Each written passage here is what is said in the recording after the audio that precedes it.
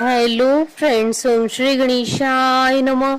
जय माता दी। आप सभी का स्वागत है आपकी अपने यूट्यूब चैनल पर। आप सभी को नवरात्रि की हार्दिक शुभकामनाएं।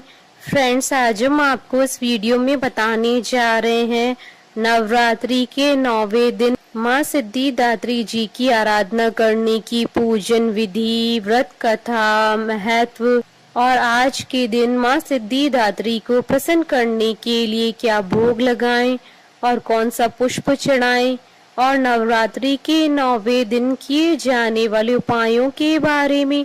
फ्रेंड्स, वीडियो शुरू करने से पहले आपसे रिक्वेस्ट है, अगर आप हमारे चैनल पर नए हैं और आपने अभी तक चैनल को सब्सक्राइब नहीं किया है तो प्लीज सब्सक्राइब कीजिएगा चैनल को, साथ ही प्रेस कीजिएगा बेल आइकन को, जिससे नए वीडियो से रिलेटेड नोटिफिकेशन आपको तुरंत प्राप्त हो सके।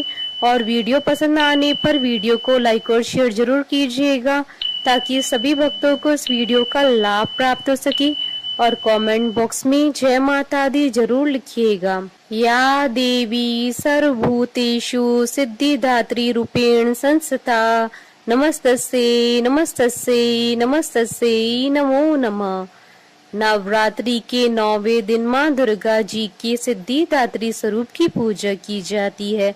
नवरात्रि की 9वीं तिथि के दिन माँ के अंतिम स्वरूप की पूजा करके उन्हें विदाई दी जाती है। इस दिन छोटी छोटी कन्याओं को माँ का स्वरूप मानकर उनकी पूजा की जाती है और उन्हें उपहार आदि दिए जाते हैं। इसके बाद उनका आशीर्वाद प्राप्त किया जाता है। मान्यता है कि इस दिन ऐसा करने से माँ की विशेष कृपा प्राप्त होती है। नवरात्रि के 9वें दिन माँ सिद्धिदात्री की पूजा की जाती है। इनका वाहन सिंह है। देवी सिद्धिदात्री कमल के पुष्प पर विराजमान है।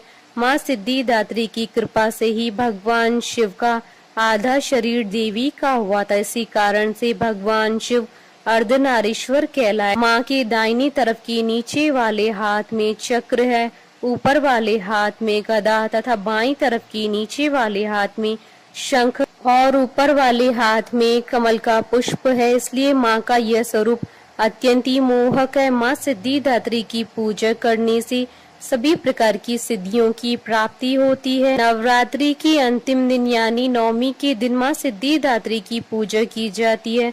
माँ सिद्धिदात्री की उपासना करने से उनके भक्तों को महत्वाकांक्षाएं, असंतोष, आलस्य, ईर्ष्या, परदोष दर्शन, प्रतिशोध आदि सभी प्रकार की दुर्बलताओं से छुटकारा मिलता है। देवी सिद्धिदात्री की उपासना से अणिमा, महिमा, गरिमा, लघिमा, प्राप्ति, प्राकम्य, इशित्व और वशित्व जैसी सभी प्रकार की 8 सिद्धियों की प्राप्ति होती है। नवरात्र में माँ के इस रूप की पूजा करने से सभी प्रकार के काम आसानी से बन जाते हैं। फ्रेंड्स, अब आइए जानते हैं माँ सिद्धिदात्री जी की आराधना करने की पूजन विधि के बारे में। 9वीं के दिन माँ सिद्धिदात्री की पूजा की जाती है। यह नवरात्रि का आखिरी दिन होता है। इस दिन माँ का पूजन करके उन्हें विदाई दी जाती है। सबसे पहले साधक को शुद्ध होकर स्वच्छ वस्त्र धारण करने चाहिए। इसके बाद एक चौकी पर माँ की प्रतिमा या चित्र स्थापित करें। माँ को फूलों की माला पहनाकर लाल चुनरी और श्रृंगार का सामान चढ़ाएं। प्रसाद में माँ को खीर और नारियल का भोग लगाएं।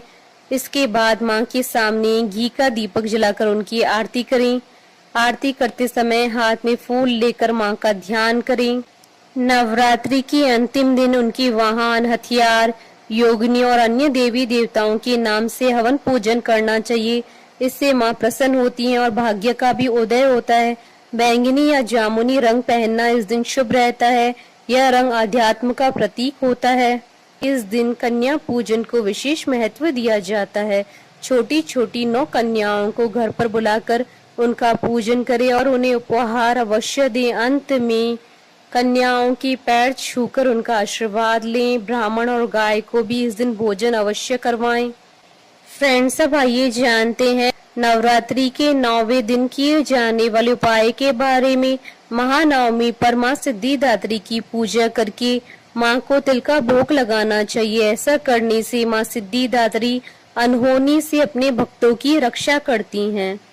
फ्रेंड्स, अब आइए प्रारंभ करें माँ सिद्धिदात्री जी की उत्पत्ति की कथा। नवरात्रि के अंतिम दिन माँ सिद्धिदात्री जी की पूजा की जाती है। माँ की पूजा करने से मनुष्य को कर्मों से लड़ने की शक्ति प्राप्त होती है। देवी सिद्धिदात्री की पूजा करने से मनुष्य की जीवन की सभी इच्छाएं पूर्ण होती हैं। माँ कमल के आसन पर विराजमान है। उनके हाथों में कमल, शंख, गदा, सुदर्शन चक्र है जो जीवन में सही मार्ग की ओर अग्रसर करते हैं। नवमी के दिन माँ की आराधना से यश, बल व धन की प्राप्ति होती है। इस दिन पूजा करने से अंतरात्मा को दिव्य पवित्रता प्राप्त होती है और जीवन में अच्छे कर्म करने की प्रेरणा मिलती है। भगवान शिव ने भी माँ सिद्धिदात्री की ही उपासना की थी, जिसके बाद उनका आधा शरीर देवी का हो गया था। आधा शरीर नर और आधा शरीर नारी का होने के कारण ही इन्हें अर्धनारीश्वर भी कहा गया। माँ सिद्धिदात्री सिंह पर सवारी करने वाली, चतुर्भुज तथा सर्वदा प्रसन्न रहने वाली है। माँ की उपासना करने से भक्तों को धर्म, अर्थ, काम व मोक्ष मिलता है। देवी ने सफेद रंग के वस्त्र धारण कर रखे हैं और वह अपने भक्तों को ज्ञान देती हैं। माँ की हमेशा उपासना करने से अमृत पद की प्राप्ति होती है। बोलिए माता सिद्धिदात्री की जय। जयकारा माँ माईदा सच्चे दरबार की जय। हमारे साथ इस वीडियो में अंत तक बने रहने के लिए आपका धन्यवाद। ओम श्री गणेशाय नमः। जय माता दी।